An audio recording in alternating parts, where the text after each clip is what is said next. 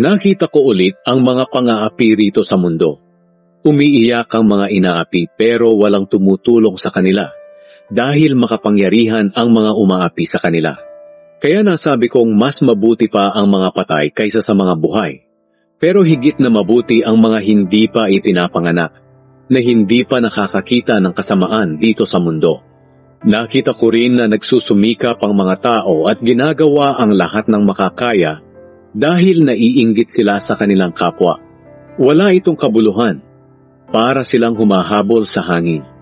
Hangal ang taong tamad, kaya halos mamatay sa gutom. Mas mabuti pang magkaroon ng isang dakot na pagkain, pero may kapayapaan. Kaysa sa maraming pagkain, pero hirap naman sa pagtatrabaho at nauuwi lang sa wala ang lahat.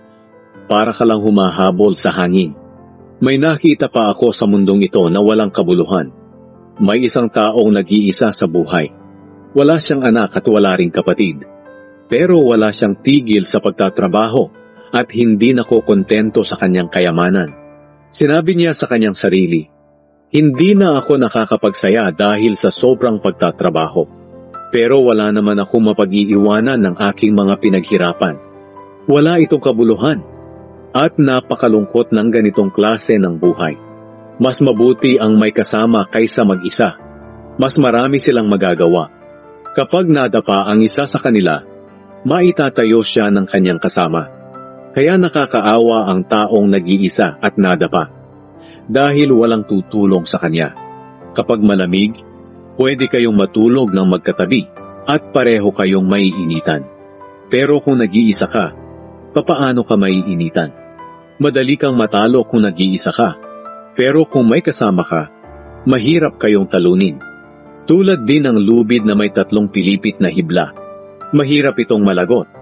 Mas mabuti pa ang isang batang mahirap pero marunong, kaysa sa isang matandang hari pero hangal at ayaw tumanggap ng payo. At maaaring maging hari ang batang iyon, kahit siya ay nakulong, at ang matandang hari namang iyon ay maaaring maghirap, kahit na ipinanganak pa siyang dugong bughaw. Pero naisip ko na kahit maraming tao dito sa mundo ang susunod sa batang iyon na pumalit sa hari, at hindi mabilang ang mga taong paghaharian niya, maaaring hindi rin masisiyahan sa kanya ang susunod na henerasyon. Ito man ay wala ring kabuluhan. Para kang humahabol sa hangin.